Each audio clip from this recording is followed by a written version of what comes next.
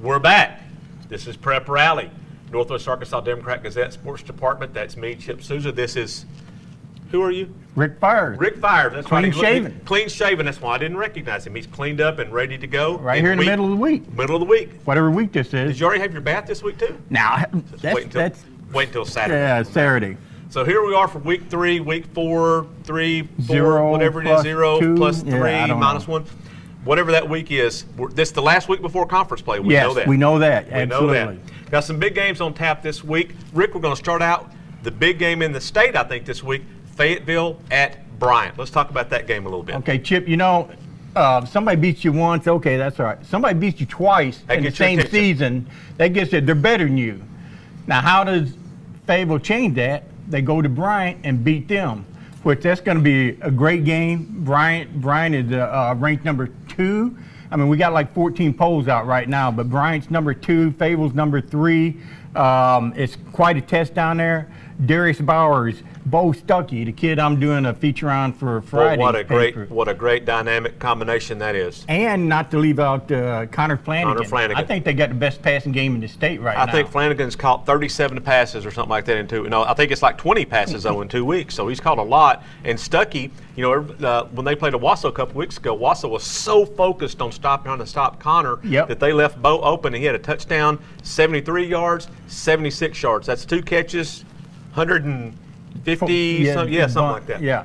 And the week before, he returned a kickoff for like 70, 80 yards. So those are big play guys right there. Bryant, Hornet Stadium, I think that's what it's called. It's got to be Hornet Stadium. Got to be. And then I think Fayetteville, they got to be so eager to get back out on that field against them after getting twice last year. I'm going to go ahead and pick Fayetteville. I think Fayetteville wins this game. Fayetteville's going to take that game. Next up, Springdale Har-Ber.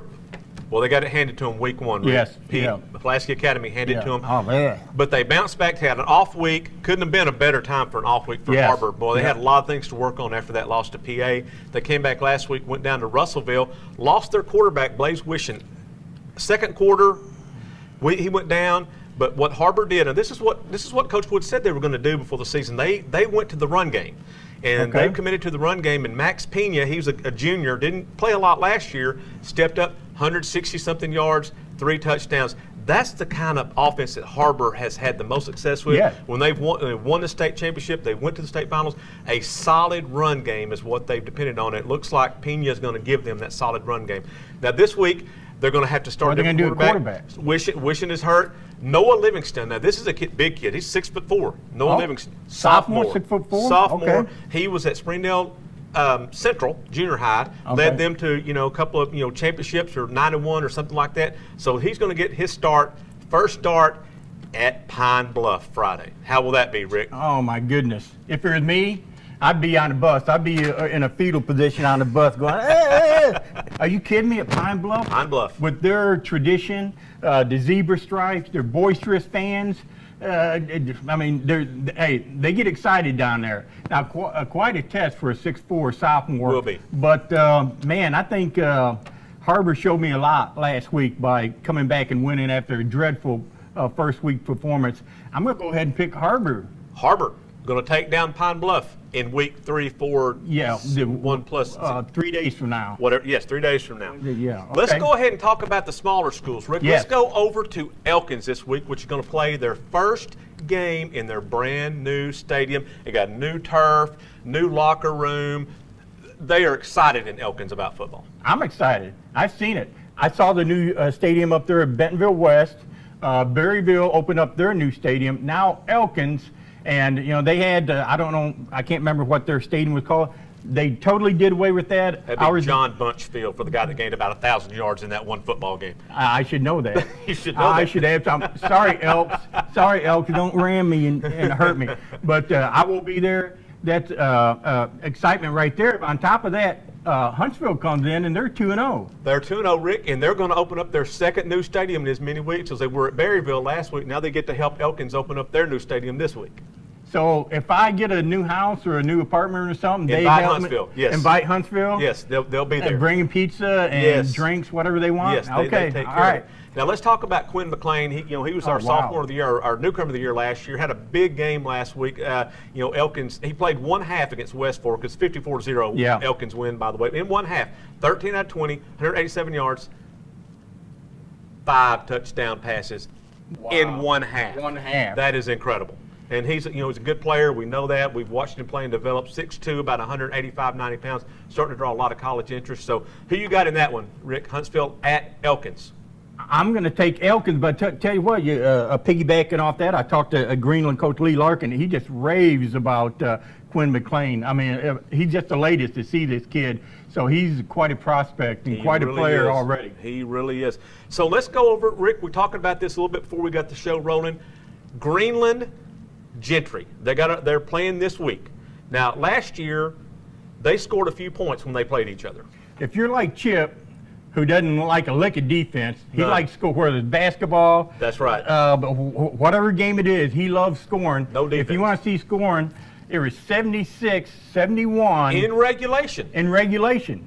Greenland defeated Gravett, and it went down to last play. I think maybe Gravett had the Gentry had the ball. And they were doing a bunch of laterals. Greenland did. They ran the hook and lateral. Okay. They ran the hook and lateral there at the end of the game. And, It's not hook and ladder, right? No, we're not climbing anything No, here. We're yeah. going to toss it back. Yeah. There you go. So they ran the hook and lateral. Yeah. Went for about a 70-yard big play down to the close to, I don't think it scored, but it got down close to the goal line. Then they scored a touchdown to win it 76-71. Now, if you remember that game, John Falkenberry, the quarterback for Gentry, 7 touchdowns and had 2 of them called back. Had 2 of them had almost 464-yard total offense. Lee Larkin probably couldn't sleep for a month thinking about John Falkenberry. Falkenberry's no longer there. Nope. He's at Henderson State. I think he's on the roster playing safety. He is, but Greenland's still putting points on the board, Rick. Greenland is. Gentry's struggling a little bit on offense, so I'm going to go ahead and take the Pirates. Wow, there you go. Another big game down the River Valley. Ozark, Boonville took it to them hard when they played a couple weeks ago. Ozark, doesn't happen very often. No. They rebounded last week, and they absolutely annihilated Clarksville. They get Charleston this week. Charleston, Boonville. Yeah. Not much separation there. They're going to fight for that conference Yep. championship. So we got Ozark at Charleston this week. What do you think? Oh, man, I'm going to go ahead Charleston. I'm going to go ahead because their stadium down there, they got a nice stadium. They got great fan support, a good quarterback. Good passing game, so I'm going to go ahead and pick Charleston that game. There you go. Let's talk about the last one on our list today, Farmington. Undefeated Farmington. Wow. Yeah. Undefeated Farmington going to Pea Ridge, which is 0-2. So that hasn't happened in a while, okay? But Pea Ridge, they've opened up against back-to-back 5A West teams. Now they get another 5A West team. Rick, how do you think about that one? 0-2, that's just on paper. But you got to appreciate the teams that will play tough competition. Pea Ridge went to Harrison. They went to Maumelle. Lost pretty close games right there. They're at home. Cardinals are coming in. They got their attention. But I think I'm going to go ahead and pick Farmington. I like what they're doing this year. Defense is much improved. They're using 2 quarterbacks, I think, but good line play. So I'm going to go ahead and pick Farmington. So Rick picks Farmington to go 3-0 on the season going into 5A West play. Absolutely. Farmington, they may be a factor in that 5A West, Rick. I think they will be. Reed Turner last week had a big game for Farmington, 160 yards and about 3 touchdowns. So Farmington is for real. They are legit.